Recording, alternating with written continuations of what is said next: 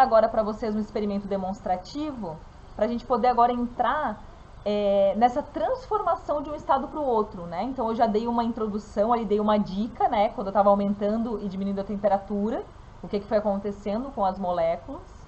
E agora eu vou mostrar um experimento para vocês bem legal, que está relacionado com a química forense. A química forense é a química para desvendar crimes, tá? No vídeo de hoje eu vou mostrar um jeito muito legal de identificar impressões digitais. Essa técnica que eu vou mostrar é muito usada na química forense, a química que investiga crimes, a química do CSI.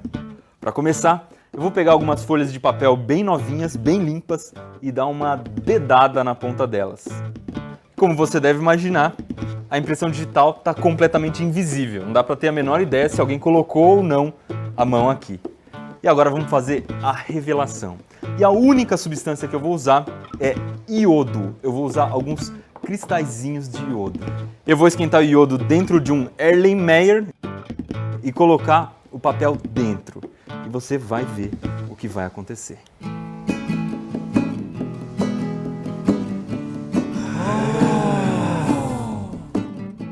E essa aqui é a minha impressão digital que estava completamente invisível no papel. E para entender como que essa marca surgiu aqui meio como mágica, vamos entender primeiro o que é impressão digital. A impressão digital é uma marca deixada pela ponta dos dedos. Se você olhar bem de pertinho, você vai ver que os nossos dedos têm alguns desenhos, e esses desenhos variam de pessoa para pessoa. Então, cada pessoa da Terra tem um desenho diferente, e quando a gente pega alguma coisa, a gente deixa a marca do desenho nessa coisa que a gente pega, especialmente se for um objeto liso. E um tipo bem comum de impressão digital é o deixado pela gordura das nossas mãos, porque quando a gente transpira, a gente solta um pouco de gordura pela nossa pele e a gente forma uma espécie de carimbo de gordura com os nossos dedos, e foi isso que eu deixei naquele papel. Mas como você viu, ou melhor, como você não viu, a minha impressão digital era praticamente invisível, não dá para ver a olho nu uma impressão digital deixada no papel. E é aí que entra o nosso amigo iodo. O iodo é uma substância que sublima, ou seja, ele faz igual ao gelo seco, ele passa direto do estado sólido para o estado gasoso sem passar pelo estado líquido. E foi isso que a gente fez aqui. Acendeu a vela, esquentou o iodo e ele começou a se transformar em gás, que é aquela substância roxa que você viu saindo aqui do vidro. E aí a gente colocou o papel aqui dentro, o papel que tinha a minha impressão digital. O vapor de iodo se ligou à gordura que estava aqui e se transformou nessa substância marrom e revelou a impressão digital.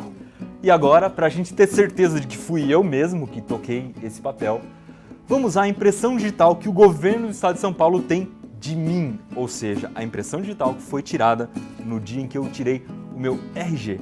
Vamos comparar as duas para ver se elas são iguais.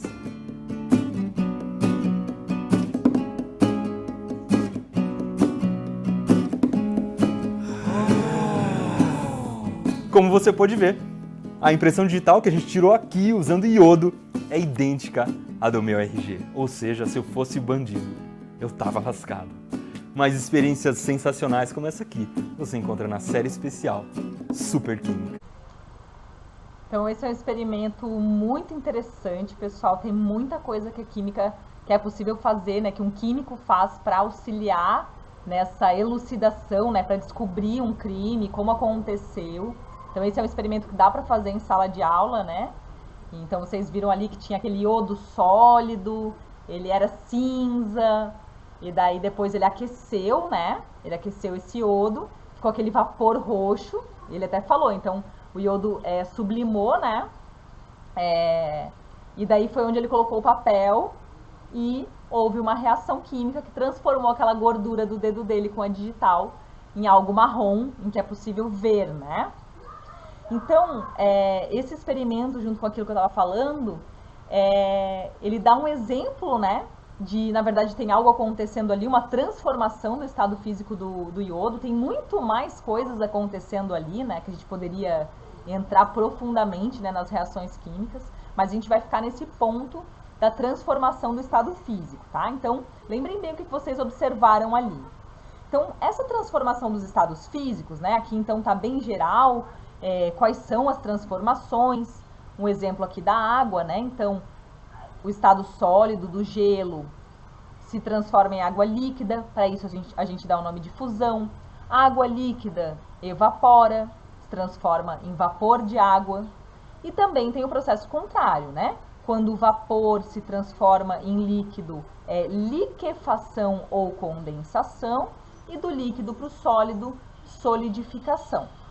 O que aconteceu ali com o iodo? Ele estava no estado sólido e foi direto para o estado vapor. Ele mesmo chamou de sublimação, certo? Esses nomes, alguns deles, vocês já viram, né, em outros momentos dos estudos de vocês. A gente não vai ficar focando muito nos nomes, a gente vai ver que 2 deles sim, né, que são importantes e a gente vai estar estudando mais pra frente. Mas a princípio o que eu quero que vocês saibam, o que é importante pra gente aqui, é o que é preciso para que essas mudanças de estado físico, elas ocorram. Então, para que ocorra a fusão, por exemplo, né, a fusão é do sólido para o líquido. A gente precisa receber calor, né? Então, se eu tenho gelo que está lá no congelador a menos 4 graus, por exemplo, né?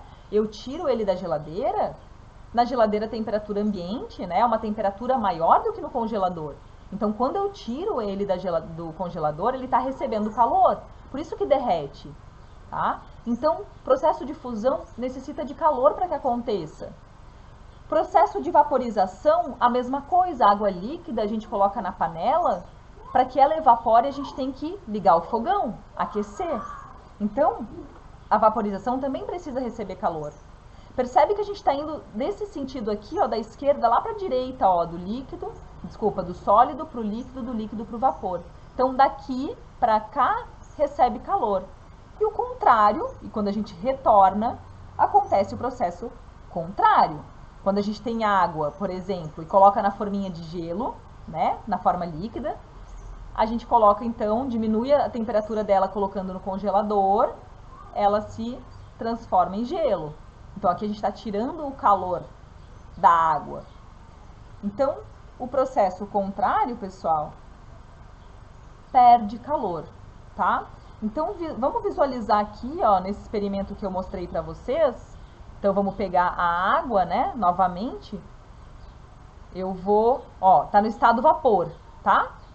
A água tá no estado vapor. Vamos botar aqui, ó. Tá, beleza. Se eu quero transformar ela em líquida, olha como tá a temperatura agora. Tá 536 graus, tá? Agora eu tô indo do gás pro líquido. Olha só a temperatura que aconteceu. Caiu a temperatura, né?